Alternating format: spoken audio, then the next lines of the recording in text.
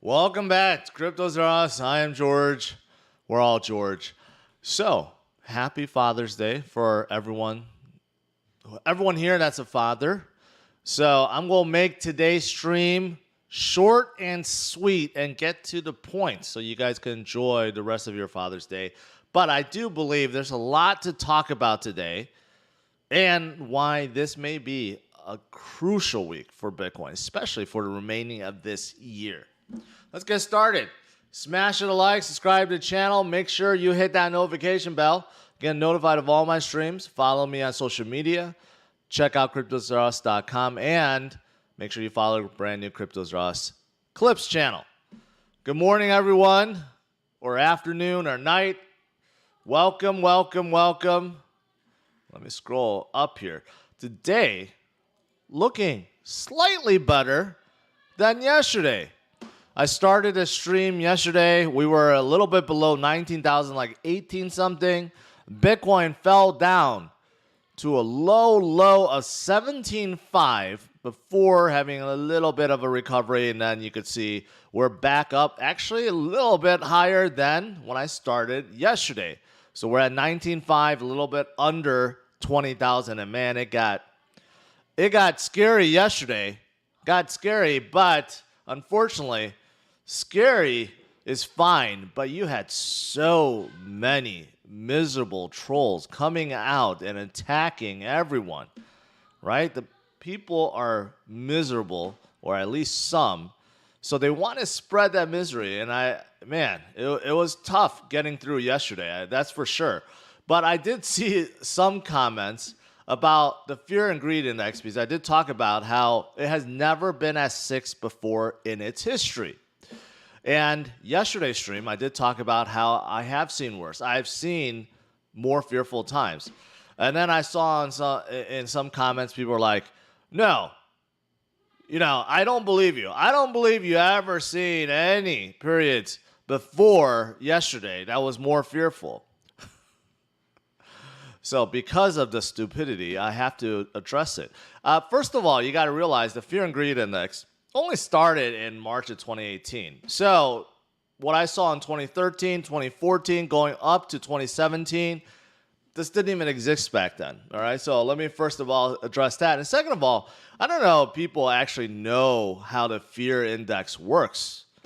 Right. It's not some magical number that can all of a sudden know what people are fearing, right? Or how people feel. If you actually break it down, there's some legitimate sources, but some illegitimate sources. For example, measuring volatility, market volume. I think those are pretty legit. That's 50% of the weight. But 15% in social media, and guess where that's coming from? Twitter, probably.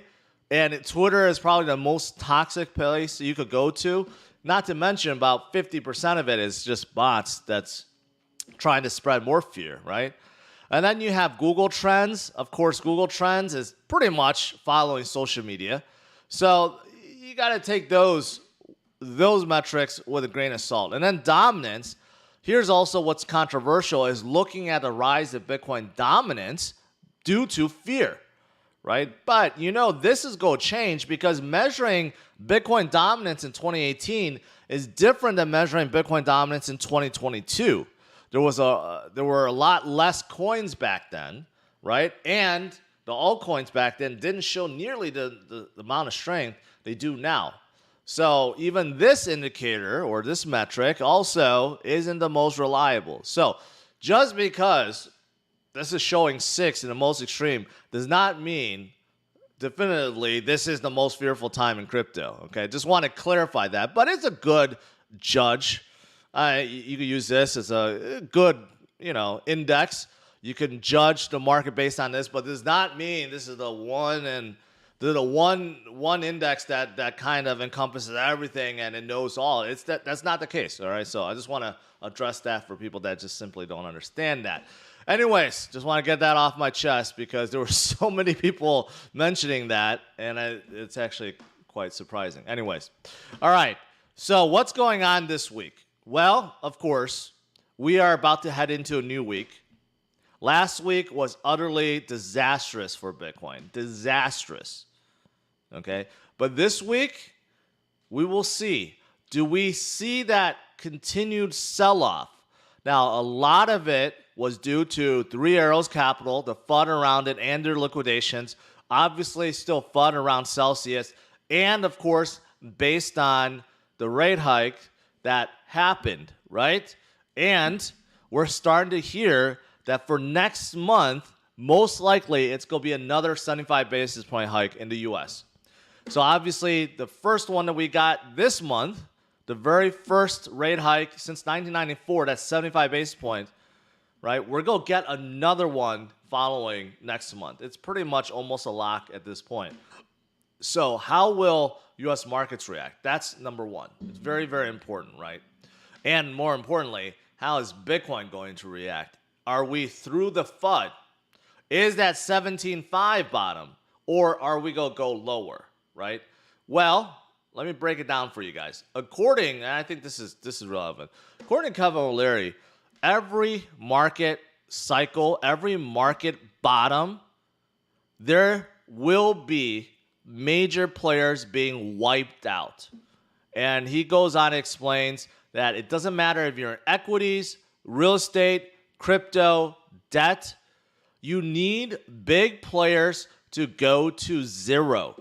And that's because in the good times, during the good times, these big players always over leverage. They take too much risk. They don't care about risk at all, right? And these are the guys that are going to go under. And every time you see that happen, then the market can adapt and continue forward, right? So obviously, we've seen a couple of these big players go under. First with Terra, now maybe with Celsius. Maybe. I'm putting maybe in there. I'm still hoping that they can come out of this, but maybe not, right? And then we now have Three Arrows Capital. We got three big players. Are there more that's going to follow? Maybe, but based on what Kevin says, I think it makes a lot of sense. Every single recession, every single big correction, you see big players being wiped out because of their incompetence or their risk management, right? And we're seeing that now. So Kevin O'Leary recently turned pro Bitcoin and pro crypto. He says he's stacking, okay? You know who else is stacking right now? Binance. You know, all eyes was on Terra buying Bitcoin before, right? Of course, we're still trying to see if Michael Saylor is going to buy more. But guess who's buying? Binance, the biggest exchange in the world, just added 101,000 Bitcoins. 101,000 Bitcoin. They bought it just yesterday at an average price of $19,176. That is a tremendous buy. $1.9 billion worth. Okay, so this is going into one of their cold wallets. So think about that. They decided to buy the dip, right? Does CZ know that we absolutely hit bottom? No. But this is definitely a pretty good buying opportunity right now, right? Like I said, the whole point of DCA is to not guess bottom. You just don't know. Maybe 75 is bottom. Maybe it's not. Maybe we go lower, although it's very hard to see that. But I do know something. We are definitely closer to bottom than we are to top. That's for sure, right? But there are many, many, many that are staying strong and taking advantage, and that's important, right? Now, there's someone else. I'm going to connect the dots here. There's someone else that turned very pro Bitcoin and crypto. And, you know, this is a company, in fact, it's the largest company, you could argue, in the world, the largest asset manager. And this is someone that we should not believe, you know, face value, because they say one thing and do another. But connecting the dots, maybe they had something to do with what we're seeing. So I saw this headline: BlackRock's CIO now is speaking good things about Bitcoin.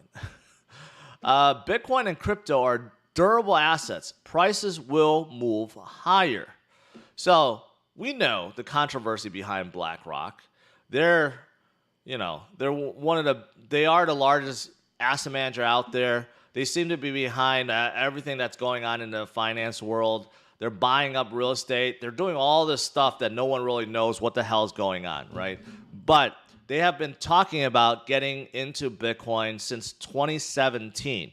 They've been sitting on the sidelines, supposedly, okay? Who knows if they have been in it or not. And arguably, they're the ones that forced Tesla to come up with all this ESG concerns back in 2021 because they're the third largest holder of Tesla stock, right? So they're pulling the strings.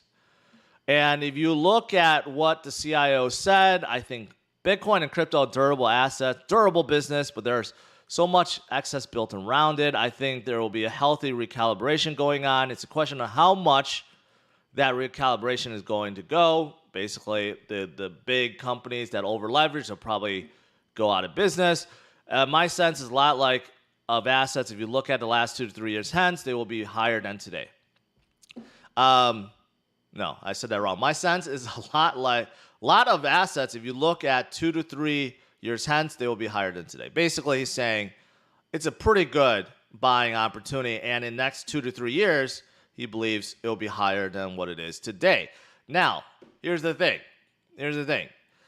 Are they saying this now because they've already caused the market to do what it did, and now they have stocked up and loaded up enough on Bitcoin and crypto, right? One will think maybe that is the case because they have maybe secretly been driving things down, been behind a lot of what we're seeing with a lot of the sell-offs, right? And now they have finally accumulated enough so that it is their time to start pumping things.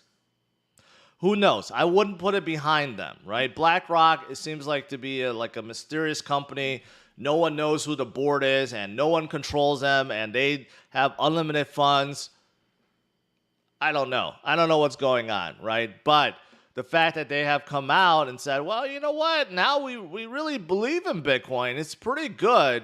Makes you wonder if they had something to do with what happened over the last 6 months. Who knows, right? And, here's the thing. If you're looking at some of these indicators, right, the ones that show, the health of Bitcoin, right, some of it has become under attack recently, right? So look at long-term holder supply. We're still near all-time high, but it has dipped down slightly because this sell-off has scared a lot of people.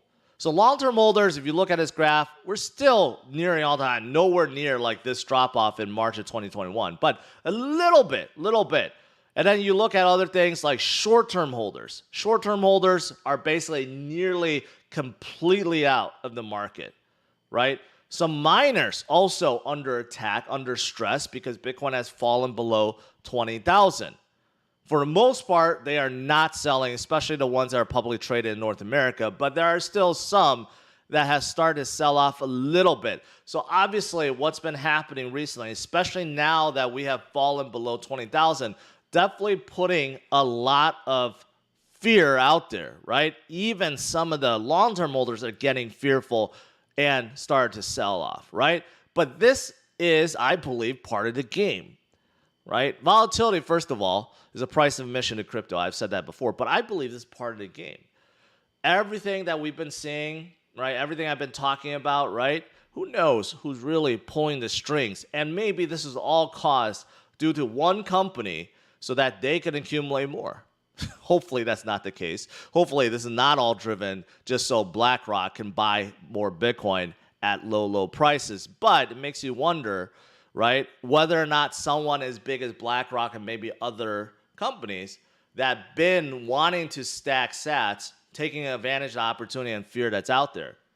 Who knows? I wouldn't put it past them. They definitely have enough resources to do so. But despite that, you know what? People are still taking advantage. There are still many that believe in Bitcoin, right? Which is why over the last few days, as it got scarier and scarier, $2 billion worth of Bitcoin leaves the exchanges, right? So even though there are some that just can't handle the pressure, there are many others that can and have started to stack even more. $2 billion worth, and this doesn't take into account the $2 billion that Binance bought for themselves. Binance in this one cold wallet owns about $7 billion of the Bitcoin, right? So Binance is definitely not going anywhere, but shows you there are still many that are staying in the game and stacking stats and DCAing, bringing their cost average down, right? And that is the way to do it. That's how you win at a game of crypto.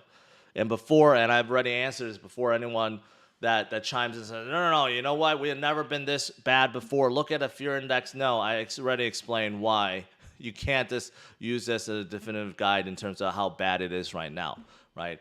But we will get through this. We will get through it. And for myself, I did DCA yesterday. I DCA'd a little bit. I've been DCAing a little bit over time. And I told you, the lower we go, the more I'll go, right? It's important to have that cash on the side. And that's one thing I made sure I had. And hopefully you guys have been able to take advantage too if you have cash on the side. All right. Now, that's Bitcoin. Now, there are some other news. Good and bad news, I guess, overall, right? If we're looking at, let's say, good news. Let's start out with Ethereum. Ethereum, good news.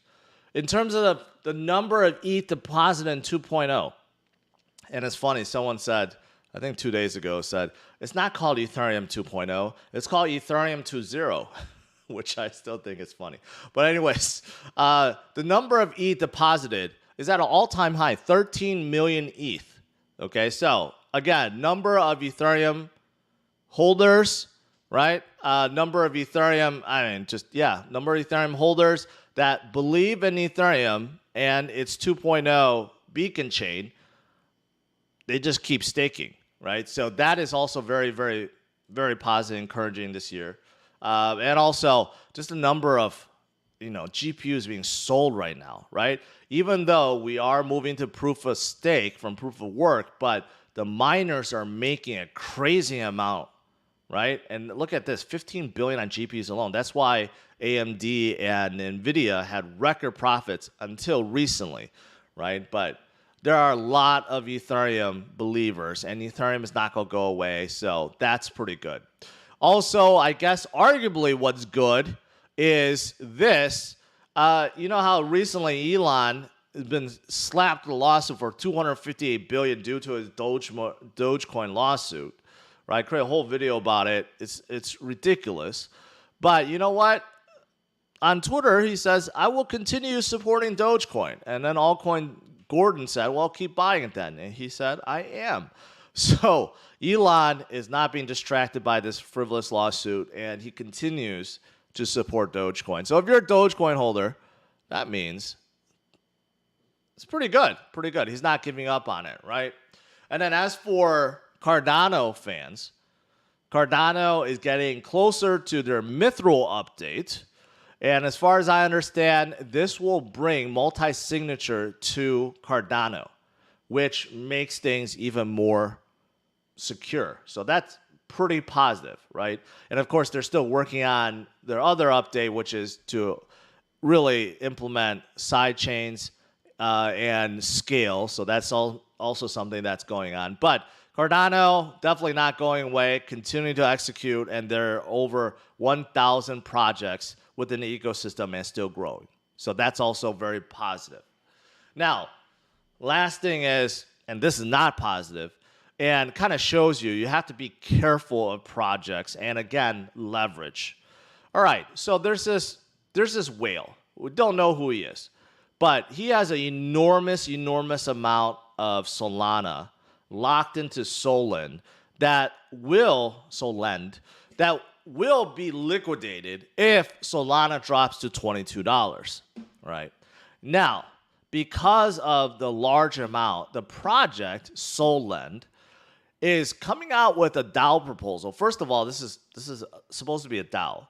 So it's supposed to be governed by the people, and that's important. But anyways, they're having a DAO proposal to basically hijack the account. So they want to take over the account, right? They want to take over and basically stop the liquidation from happening, because if it happens, it puts extreme pressure on Solend itself and all the rest of the users, basically, they don't have enough liquidity to cover it if it goes under. So this is the first time I've seen where a DAO proposal is to actually just hijack someone's account to prevent it from being liquidated and just selling it off, which is insane. But here's what's more insane about this situation. If you look at the voting power of this project, you have one person that makes up 90% of the votes. So, of course, if you look at the proposal, 98% is in favor because one person controls 90% of the votes. So this is why we need to be careful when there's a DAO that comes up, right? And when there's a governance proposal, right? You have to know who's holding all the cards. This is the reason why Terra had their fork proposal approved immediately, because Terra themselves, Terraform Labs, held 50%, over 50% of the voting rights, right? So even though these governance votes seem like they're fair, they're really not, right? So it's important to pay attention to how much of the token supply the owners or the founders or the DAOs they hold, because if that's the case, well, pretty much is a certainty that this account is being taken. I mean, because 90% is voting yes, right? So just be careful, right? Just throwing that out there. Most likely, this is going to happen. But again, just to kind of show you when things are bad, all these bad things come out, right? When the market is in a tumble, when there's so much fear, that's when these bad decisions come to light, and mismanagement and risk mitigation. These things that are important that no one cares about when we're in a full rally mode, but these things come to light when things aren't so good. So just be careful. I just thought I'd mention that. But overall, if you look at Bitcoin dominance actually started to come down. Some people have noted that. That's actually pretty encouraging, and that's because there are still a lot of people that's stacking sats right now, right? Actually, yesterday, if you look at it, Bitcoin and Ethereum sold off more than most of the altcoins. There was just more sell pressure on Bitcoin and Ethereum.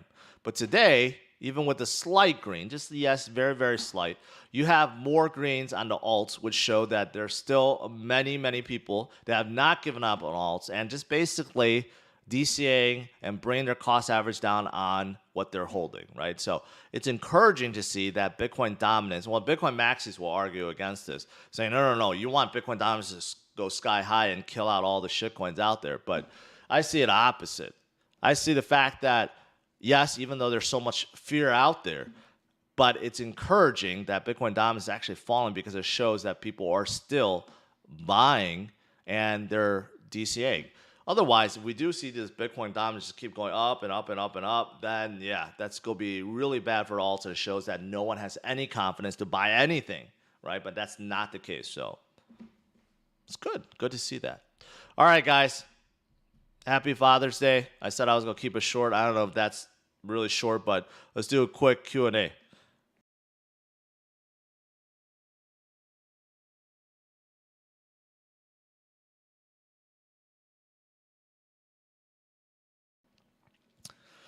Benny Bobbles. What about USDD collapsing right now and TRX? I've been talking about USDD, right?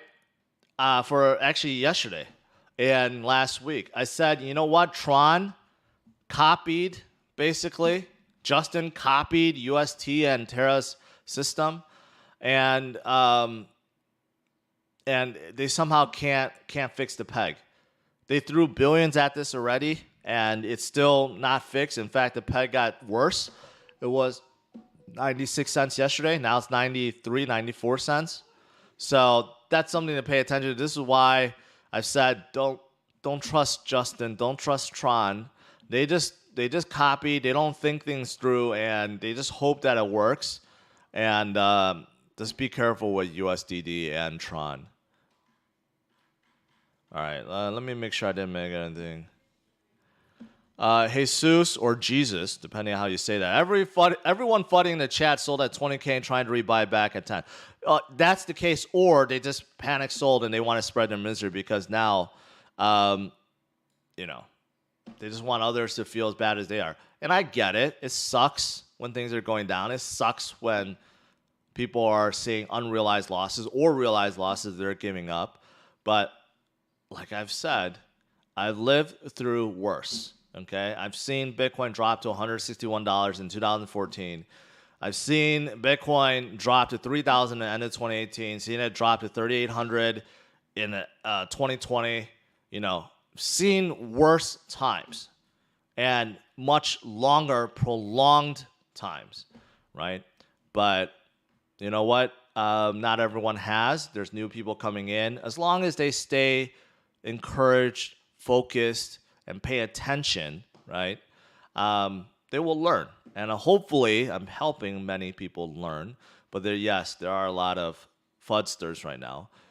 Cody says ETH needs to go lower. It was below 1,000 yesterday.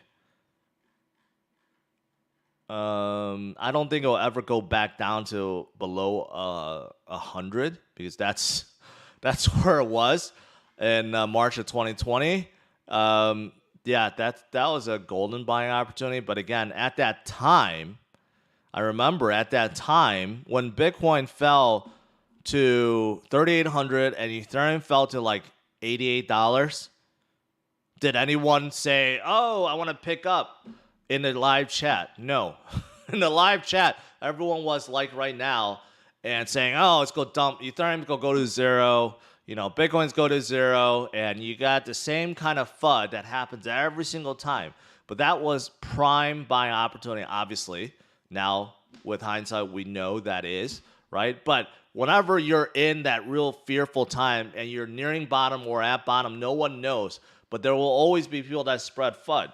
Right? But you got to decide, are you a long-term investor or are you a short-term trader, right? If you're a long-term investor, then you got to take those times as buying opportunities, right? Let's see what else I miss. Shawnee boy, start crypto January 22, continue DCA and we'll keep going. Thanks for all you do. We all need to stay strong. I really enjoy your streams. I am George. Thank you. I appreciate that. Words of encouragement. I like it. This is really hard. Rich Q says, I want to stay the course by a single dad of two and trying to stay focused for my kids' future. Any words of encouragement, I greatly appreciate it. Well, like I got done saying, right? First of all, Rich, I don't know what your financial situation is, but make sure, first rule of investing is never invest more than what you can afford to lose. And if you've invested with credit card, with debt, with money that is not considered spare money, then you have to take a hard choice and look at whether or not you need to sell. Because if you are paying an enormous amount of interest right now, or you can't even afford to pay your day-to-day bills, then you have a problem, right? So in that case, you need to decide if you need to sell. But if you're not in that situation and you are investing, right, for your future, for your kids' future, like you said, and you have not invested money that you can't afford to lose, then I would say continue the course if you can, right? You gotta continue to educate and learn about Bitcoin and why so many people believe in it. It's not just an asset that will go up. That's not the main reason why so many holders believe in it. There's more reasons than that, but of course, the gains obviously helps, and it is still the best hedge against inflation in my opinion. But yeah, Rich, hopefully that helps you. It really depends on the situation you're in. Am I wrong for going 6 to midnight when I saw Bitcoin go below 18? I don't get into crypto. What are your future? I don't get that 6 to midnight. I don't know what you're talking about, but it did go. It was at 17.6. I did see that, and then it came up from there. My plans are still the same. I DCA'd a little bit, and I will continue to DCA as we stay at these levels or even go lower. I will continue to do so. I've seen this before. I've said before, my biggest mistakes when it comes to the last 5 years No, longer than that. 8 years. No, since 2013. That's 9 years. Biggest mistakes I've made in the last 9 years. Not DCA enough, not having enough cash, and panic selling. And these are 3 things I am going to avoid this time around, no matter what.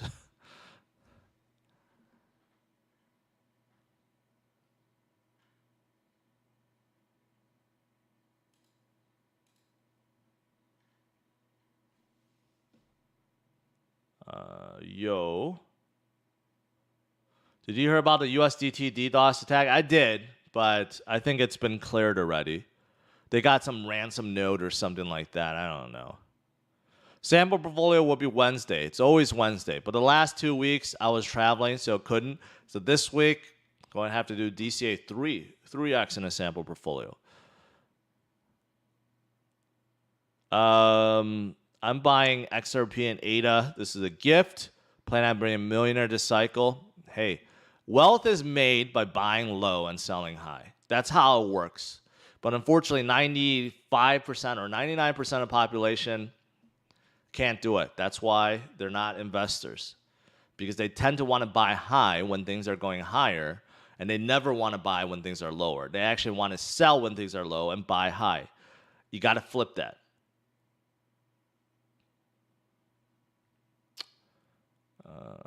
Let's see.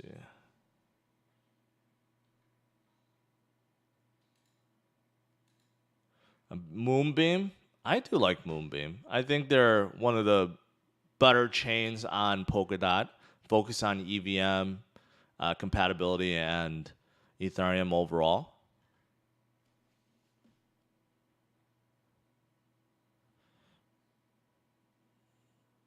Yeah, Johnny.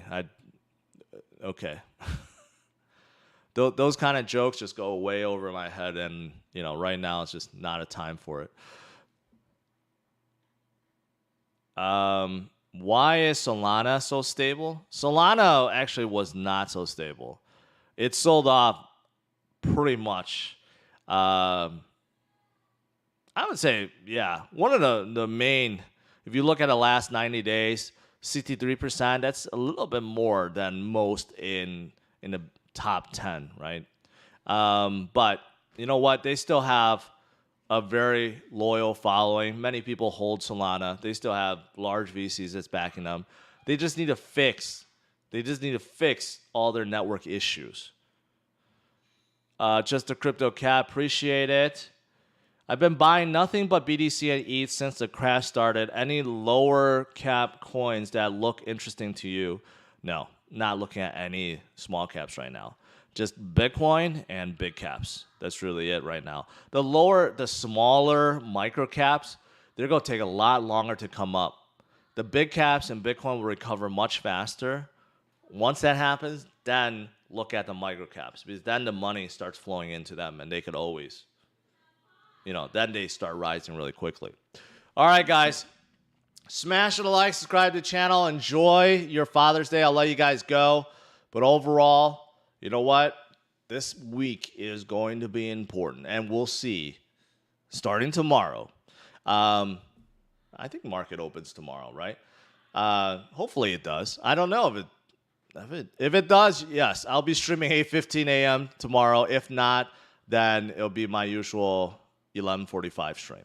All right. So I'll see you guys tomorrow. Hold strong. Enjoy your day, and don't forget to stack some sats. All right. Take care, guys. Bye-bye.